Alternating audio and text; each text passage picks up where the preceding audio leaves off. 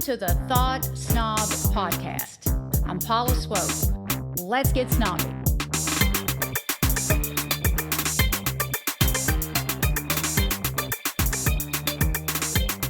The Thought Snob Podcast is where we challenge conventional thinking and teach non-traditional pathways to success. And recently, I added astrology to my toolbox of self-help tools. And I'm learning many lessons around working with people. And last week, I had an experience that completely changed how I want to really talk about astrology moving forward. And it wasn't because I learned something new about astrology. It was because I was reminded of what astrology can't do. I recently completed a natal chart for someone, and after she watched the recording and reviewed all the documents that I sent to her in an email. She emailed me with several follow-up questions, and that's very common. At first, the questions were exactly what I expected after a reading. They were thoughtful, insightful, and centered around her chart. But as I continued to email back and forth with her, I realized something. The conversation wasn't really about astrology anymore. It wasn't about her natal chart. The questions became bigger and heavier. They involved childhood trauma, abuse, chronic illness, family relationships, betrayal, isolation, and finding purpose after years of pain. And my heart genuinely broke for her. I mean, no one should have to experience the kinds of things she described. And I responded in the way that I thought was appropriate without overstepping any boundaries on my end. I mean, I have to be really careful with people. I don't want to cause any harm. And so I tried to redirect her focus toward healing and free will. Unfortunately, she interpreted my words very differently from how I intended, and she sent a series of emails explaining why she believed I was wrong. And after reading those emails several times, I sat with everything she said. I sat with the emails, not because they changed my beliefs, they didn't, but because they challenged me to become a better communicator, really. And as I reflected on the exchange, I realized something that I think every astrologer, coach, spiritual teacher, mentor needs to hear. People often ask astrology to do the work that only healing can do.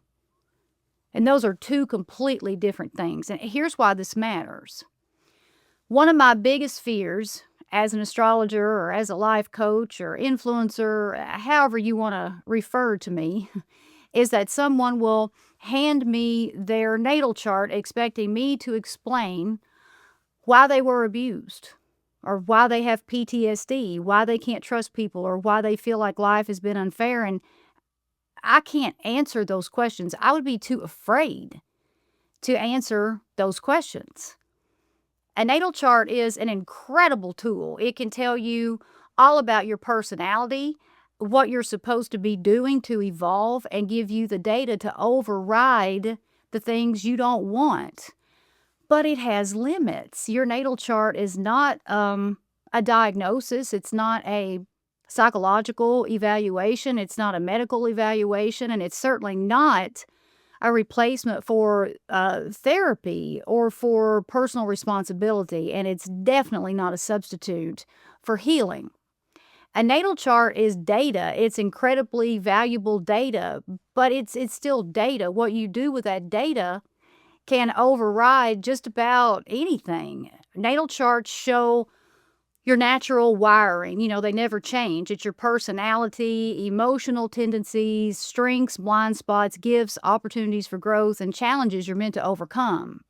Your chart shows you themes that are likely to repeat throughout your life. It gives you a map, but a map is not the journey. I think one of the biggest misconceptions about astrology is that people believe the chart is just their absolute destiny. It's just all carved in stone.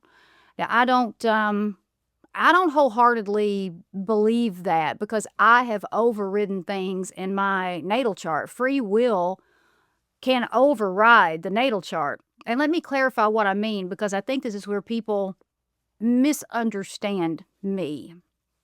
I'm not saying your chart disappears or that your chart isn't accurate. I'm saying your chart describes your tendencies, not your decisions. Those are two very different things. I think an even better way to say it is this, like your free will determines how your natal chart gets expressed.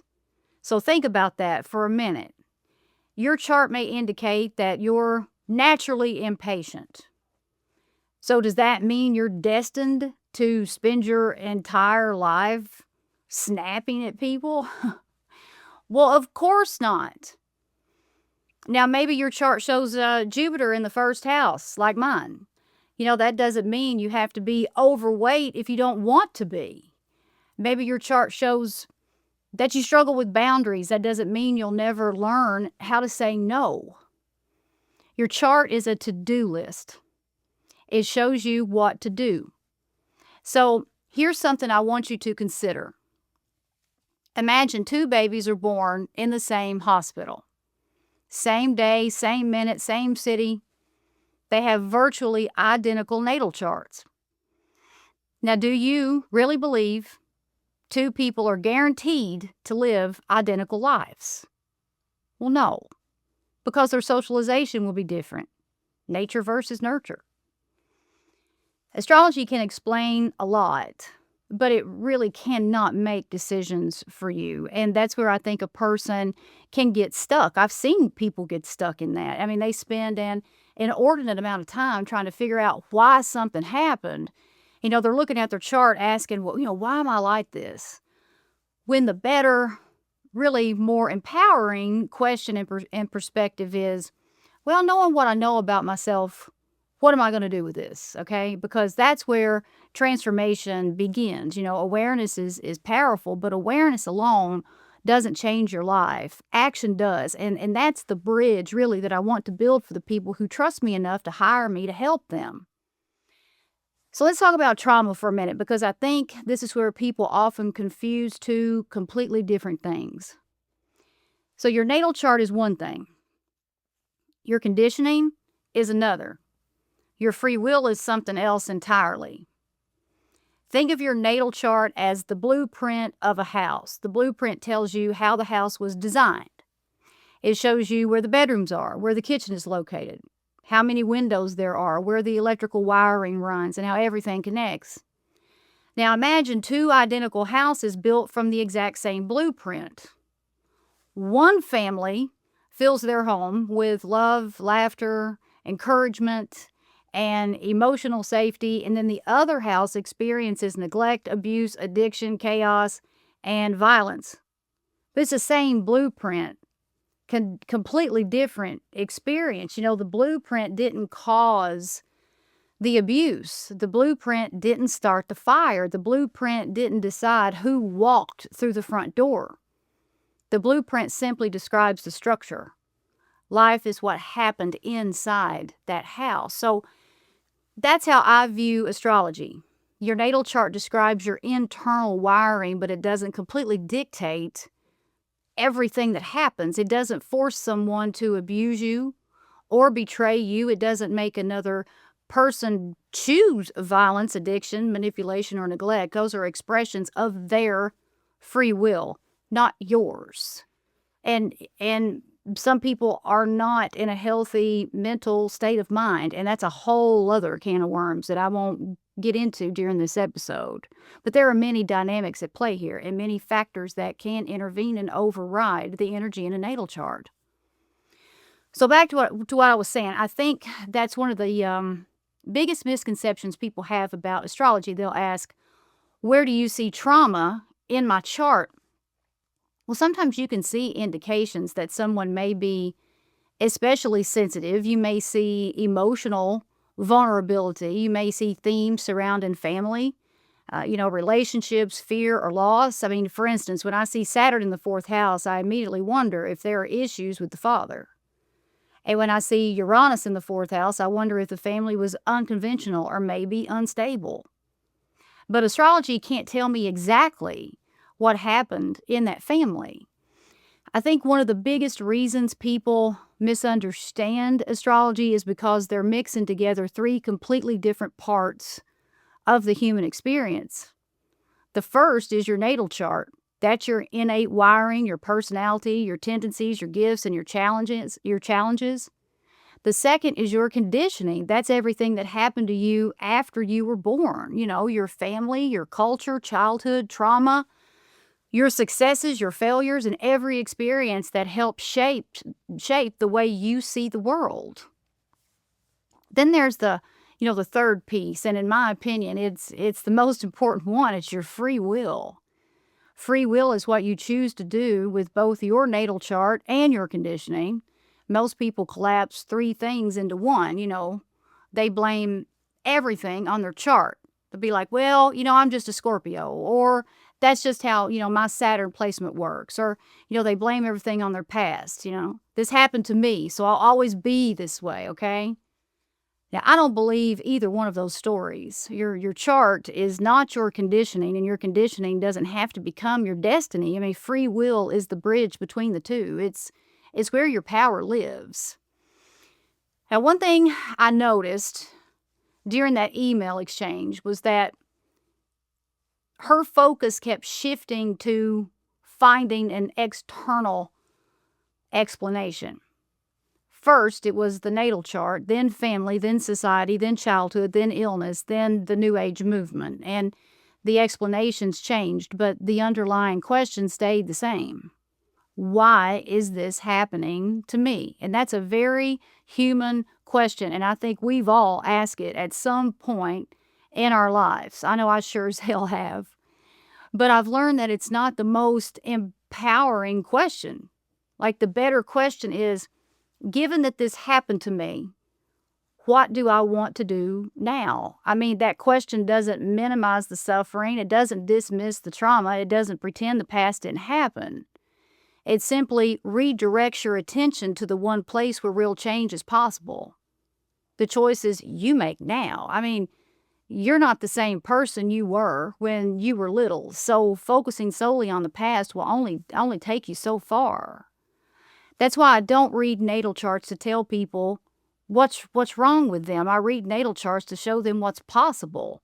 Self-awareness is incredibly valuable, but self-awareness alone won't change your life. It's what you choose to do with that awareness that changes everything. Now, I tried to convey to my client that focusing on the people who abused her was the same as focusing on the problem. You never find a solution just focusing on the problem. The problem just gets bigger if you focus solely on it. And I also think it's important to separate explanation from responsibility. Now, trauma explains a lot. It can explain why someone struggles to trust, why they become hypervigilant, why they expect rejection, or, why they constantly, prepare for the worst. But, modern neuroscience has taught us that trauma doesn't just affect our memories, it affects our nervous system.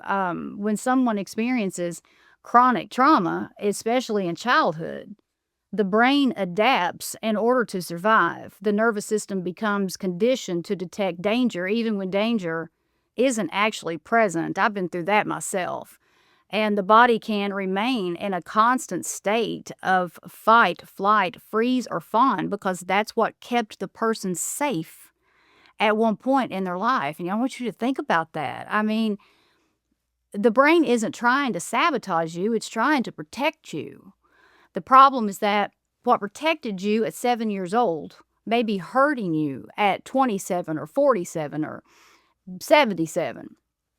That's why healing matters. Healing isn't pretending something never happened. Healing isn't minimizing that pain. Healing isn't saying, "Oh, just get over it." Geez, I would never tell someone that. Anytime anyone has ever said that to me, it absolutely just it pissed me off, and I never forgot about it. That's such an insensitive, ignorant thing to say to anybody.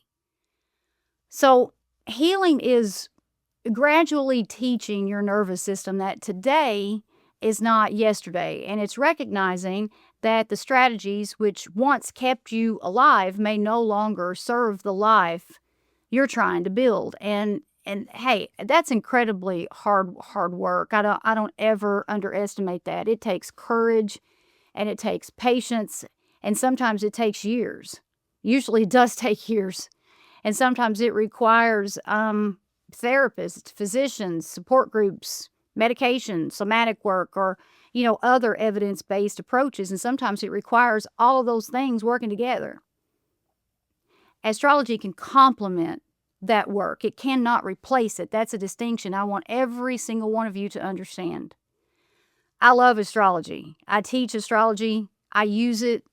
I read charts every week, but I will never tell someone that a natal chart contains all the answers to their life, because it doesn't. It contains information, possibilities, awareness, and many opportunities for growth. Awareness is powerful, but awareness is not transformation. You can know every placement in your chart. You can memorize every transit. You can know your Chiron, your North Node, your vertex, your part of fortune, and every aspect you've ever had. And you can still stay stuck, because information doesn't change people. Action changes people. Insight is the beginning. Transformation happens when insight is followed by consistent action. People often ask me if I can see success in someone's chart.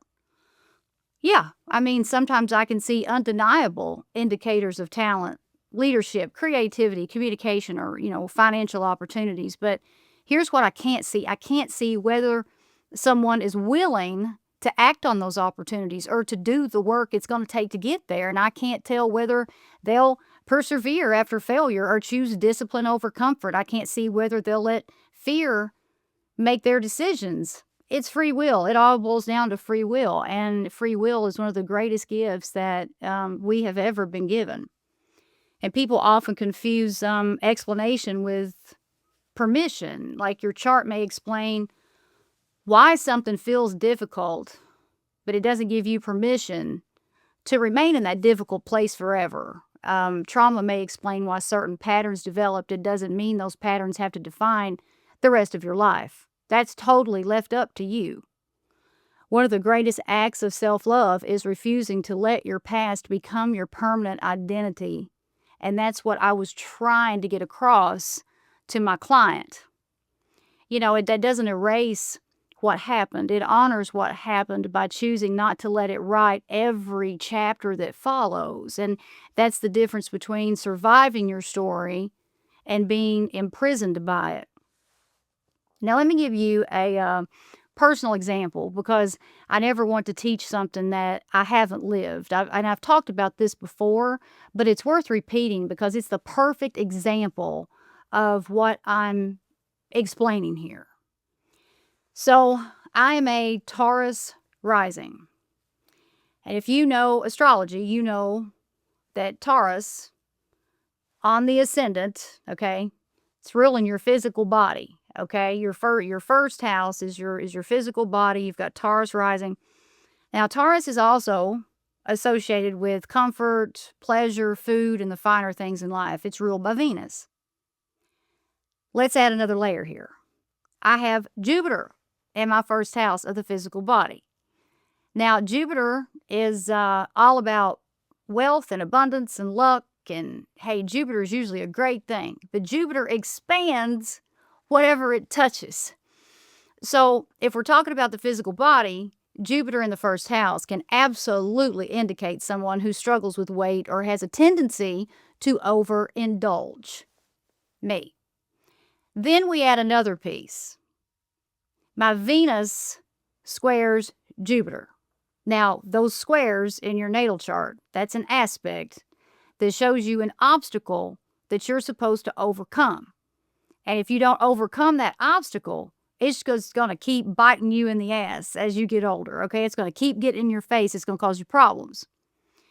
Now, my Venus squares Jupiter. That aspect can make moderation very difficult. It can create an attitude of, well, I'm going to have what I want right now, and I'm not going to worry about the repercussions later. And it can make someone susceptible to excess. And, I mean, when I was much younger, that certainly was applicable to me. But I've struggled with keeping my weight off my entire life. But if I wanted to, I could succumb to all of that, and I could spend the rest of my life blaming my natal chart. I could say, well, this is just who I am. My chart says I'm supposed to struggle with weight, so there's nothing I can do about that.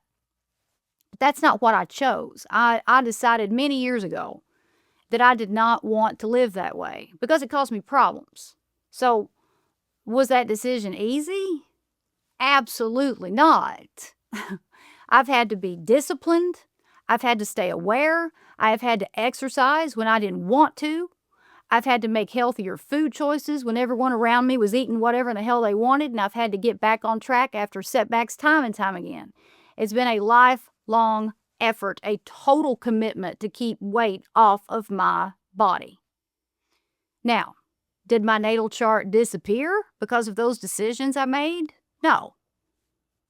The tendencies are still there, but I get to decide how they're expressed. And that's what free will looks like. My chart gave me awareness. My choices changed my life. And that's exactly what I hope astrology does for every person I work with. Not give them excuses, give them awareness. Awareness creates choice. Choice creates change. And change creates a completely different life. I've read charts for people with incredibly challenging placements who have built extraordinary lives. I mean, they overrided those things that they didn't want. And I've also read charts with beautiful, supportive placements belonging to people who remain completely stuck. Now, why is that? Because the chart wasn't the deciding factor. Their choices were. So your natal chart is not grading you. It isn't assigning you a life sentence or deciding whether you'll be successful. It isn't deciding whether you'll have healthy relationships or whether you'll become the person you were created to be. Those decisions belong to you. And I also want to say something that I think people need to hear. Healing is not linear. It isn't a finish line. It isn't something you check off a list and announce, oh, I'm healed. Healing is this lifelong relationship with yourself. And there will be seasons when you feel incredibly strong, and there will be seasons where old wounds resurface. That doesn't mean you failed. It means you're human. And the goal isn't to become someone who never gets triggered. The goal is to become someone who recovers more quickly, responds more intentionally, and no longer allows old pain to make today's decisions. I mean, that's growth. That's healing. That's empowerment. It's about emotional control. But before we wrap up today, I want to leave you with a simple exercise. I want you to take out a piece of paper and draw 3 columns and label the first column my natal chart. And in that column, write down 3 tendencies you know are true about yourself based on what's in your natal chart. Like maybe you're sensitive. Maybe you've got your moon in Cancer. Maybe you're impulsive, or maybe you're incredibly disciplined. Maybe you're creative or psychic or naturally cautious. Whatever they are, write those down in that first column. And then in the second, I want you to make a second column, and I want you to label it my conditioning.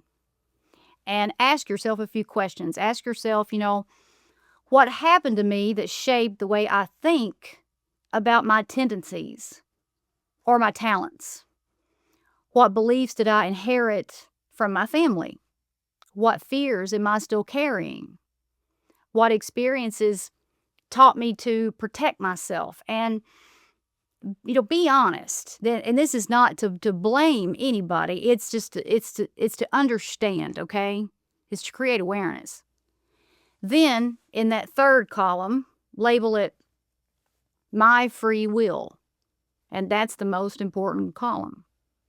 So for every tendency and every wound you've identified, write down one decision you can make moving forward. And I'm not talking about next year or when everything is perfect. I'm talking about a decision that you can make now, today, okay? And it could be something very small. Maybe it's just setting one healthy boundary, or even just thinking about setting a boundary. Maybe it's scheduling therapy, or just simply going for a walk. Or maybe it's choosing not to send that angry text and instead taking a moment to step into the person you're mad at's shoes. I mean, maybe it's applying for the job you've been afraid to pursue, or finally saying no to someone who drains the living daylights out of you, okay? And on that note, if you know the energy of your chart, you have some empowering information about yourself. Here's the deal with that, okay? People who have more planets below the horizon, and that's houses 1 through 6, they're meant to go within, like consult with themselves more. They need more alone time. That's how they recharge their batteries. Now, people with more planets above the horizon, that's houses 7 through 12, are the opposite of that. They may even be extroverted. They're supposed to be out in the world all the time, okay, versus solitude, all right? Now, let's say there's a person who has 8 out of their 10 planets below the horizon, but their job requires them to travel with people all the time. And their work revolves around talking to people all day long, being out and about in the world. And then at night, they have to attend after hours functions or something, to network. This person would burn out and probably end up hating their job. It would not be good for them. They would be so mentally and physically worn down that it wouldn't be a sustainable lifestyle. Finding out information like that is a game changer, because it gives you the information you need to make different decisions about how you live your life. Suddenly the information you receive helps you to connect the dots. It's those light bulb moments when you realize why you haven't been feeling well or excelling in your career. And once you know, then you can make decisions that empower you. Those small decisions create extraordinary lives. And life is built one choice at a time, and that's why I believe so deeply in free will. If you've been waiting for your natal chart to tell you who you're supposed to become, just stop waiting. I encourage you to get the information from your natal chart, but once you have it, use it. Don't sit around waiting for something to happen. And if you've been hoping astrology will give you permission to live the life you've always wanted, you already have permission. Use your chart as a flashlight, not a cage. Let it illuminate your gifts. Let it reveal your blind spots. Let it help you understand yourself more deeply. But don't ever hand your power over to your natal chart, because astrology was never meant to replace your judgment. It was meant to sharpen it. Use it as a tool. Think of your natal chart as a set of instructions. Now, do you always follow the instructions? Well, no, none of us do, but what happens when we don't, right? Think about that through the perspective of your natal chart. So I'll leave you with this. Your natal chart can explain your potential.